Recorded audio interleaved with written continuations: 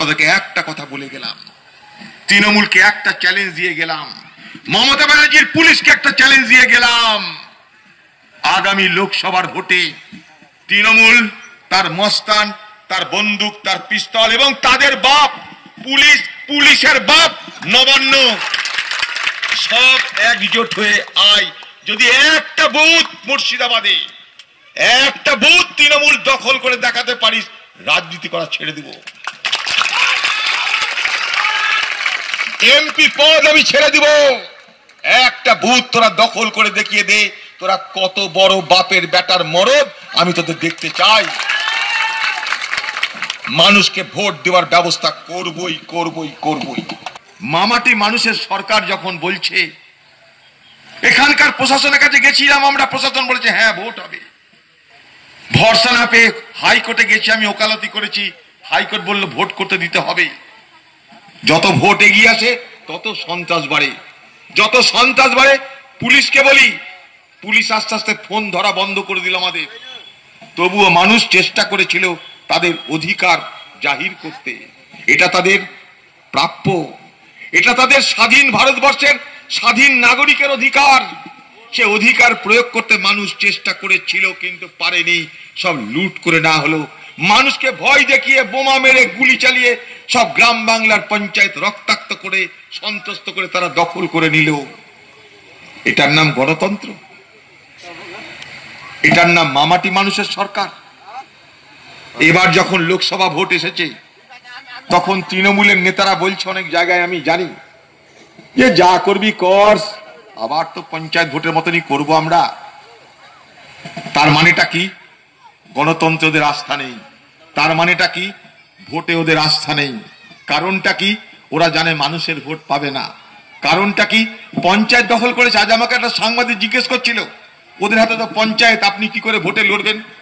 আলাম পঞ্চায়েত ওদের হাতে, পঞ্চায়েতের বিল্ডিং ওদের হাতে, পঞ্চায়েতের বিল্ডিং এর চুন, বালি, সুরকি, ইট, কাঠ, রড সব ওদের হাতে, পঞ্চায়েতের দপ্তরের টেবিল, চেয়ার সব ওদের হাতে, পঞ্চায়েত দপ্তরের কাগজপত্র, আলমারি সব হাতে। কিন্তু আমাদের হাতে কি জানেন? আমাদের হাতে আছে মানুষের দুয়া আর আশীর্বাদ। ওরা ইট, কাঠ, বালি, পাথর, কাগজ, আলমারি দখল করেছে, কিন্তু মানুষের মন ওরা দখল করতে পারেনি। মানুষ বলছে যেখানে যাচ্ছি, দাদা আপনি একটা কাজ করেন, খালি আমাদের ভোট দেওয়ার ব্যবস্থা করে দিয়েন। বলেছে আমার পঞ্চায়েত ভোটের পর থেকে আমি দিল্লির কেন্দ্রীয় নির্বাচন কমিশনের সঙ্গে একবার নয় বারবার দেখা করেছি, তথ্য প্রমাণ সবকিছু তাদেরকে দিয়েছি। একটাই কথা বলেছি, যদি ভারতবর্ষে গণতন্ত্র থাকে আর সেই গণতন্ত্র রক্ষার যদি দায়িত্ব আপনারা নিয়ে থাকেন, তাহলে মানুষকে ভোট দেওয়ার ব্যবস্থা আপনাদের করে দিতে হবে। কেন করেছি? এখানকার সরকারের উপরে ভরসা নাই তাই। এখানকার পুলিশকে আমরা বিশ্বাস করি না তাই। নেড়া বেলতলায় একবার যাই, বারবার আমরা যাব না। কেন্দ্রীয় নির্বাচন কমিশন আমাদের কথা দিয়েছে এবং আমি বিশ্বাস করি সেই কথাই। কারণ ওটা কেন্দ্রের নির্বাচন কমিশন, ওটা কোনো পার্টির না, ওটা না বিজেপির, না কংগ্রেসের, না তৃণমূলের, না সিপিএম এর কাউরির না, ওটা স্বাধীন সংস্থা। এখানকার নির্বাচন কমিশনার যেমন পশ্চিমবঙ্গ তৃণমূলের 5 কুত্তা, যাকে বারবার বলে কোনো কাজ হয়নি, সেই রকম কুত্তাদের কাছে আমাদের যাওয়ার আর দরকার নেই। আমরা সরাসরি গেছি দিল্লি নির্বাচন কমিশনারের কাছে। আপনাদেরকে একটা কথা বলে গেলাম, তৃণমূলকে একটা চ্যালেঞ্জ দিয়ে গেলাম, মমতা ব্যানার্জির পুলিশকে একটা চ্যালেঞ্জ দিয়ে গেলাম। আগামী লোকসভার ভোটে তৃণমূল, তার মস্তান, তার বন্দুক, তার পিস্তল এবং তাদের বাপ পুলিশ, পুলিশের বাপ নবান্ন, সব একজোট হয়ে আয়।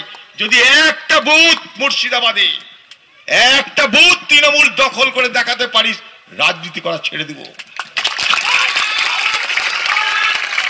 এমপি পদ আমি ছেড়ে দিব। একটা বুথ তোরা দখল করে দেখিয়ে দে, তোরা কত বড় বাপের বেটার মরদ, আমি তোদের দেখতে চাই। মানুষকে ভোট দেওয়ার ব্যবস্থা করবই করবই করবই। আপনারা নিশ্চিন্তে থাকুন, মানুষ ভোট দেবেই দেবে। এবার কেউ রুখতে পারবে না, কেউ রুখতে পারবে না। মানুষ ভোট দেবেই দেবে। গণতান্ত্রিক অধিকার মানুষের ফিরিয়ে দিতেই হবে। ব্রিটিশ আমলে পরাধীন ছিলাম, আবার আমরা নতুন করে পরাধীন জাতিতে রূপান্তরিত হব না। আমরা স্বাধীন ভারতবর্ষের স্বাধীন নাগরিক। স্বাধীন নাগরিকের ভোট দেবার অধিকারকে আমরা এই লোকসভা নির্বাচনে প্রয়োগ করে দেখাবো। আপনারা ঘাবড়াবেন না, একটুও ঘাবড়াবেন না। শুধু বুথে বুথে আপনারা একটু থেকেন, তাহলেই হবে। কোথাও কিছু হলে একটা করে খবর দেবেন আমাকে। এখানকার পুলিশ যদি মনে করে যে যা খুশি তাই করবো, একটা খবর দেবেন আমাকে। সেই পুলিশকে কোথা থেকে কোথায় পাঠাতে হয় আমি বুঝে নিব, আমি বুঝে নিব। এটা কেন্দ্রের নির্বাচন কমিশনের অধীনে ভোট হচ্ছে। এখানকার পুলিশ হয়তো বলবে ভোটের পর কি করবি, ভোটের পর কি করবো তোদের দেখতে পাবি। এখানকার যে নেতৃত্বগুলো ছিল, তারা পুলিশ যখন অত্যাচার করেছে, বেআইনি কাজ করেছে, প্রতিবাদ করতে পারেনি, তাই পুলিশের পা বড় হয়ে গেছে। আগামী দিনে সেই প্রতিবাদ প্রতিরোধের রাস্তায় আমরা যাব। এখানকার পুলিশ যদি মনে করে ভোটের সময় তো চুপচাপ, ভোটের পর দেখে নিব বলে কাউকে যদি ভয় দেখায়, ভুল করবে। আগামী দিনে আমরা কি করব, তোরা দেখে নিবি। এই জেলা আমাদের জেলা, এই জেলার মানুষ তারা তাদের মান সম্মান ইজ্জত নিয়ে বেঁচে থাকে। আমাদের অধিকার, ন্যায্য অধিকার, আমাদের দাবি ন্যায্য দাবি। তাই সেই ন্যায্য অধিকার, সেই ন্যায্য দাবি আমাদের প্রতিষ্ঠা করতে হবে। আজকে এটাই আমাদের শপথ। মানুষের কাছে গিয়ে এটাই বলবেন আপনারা।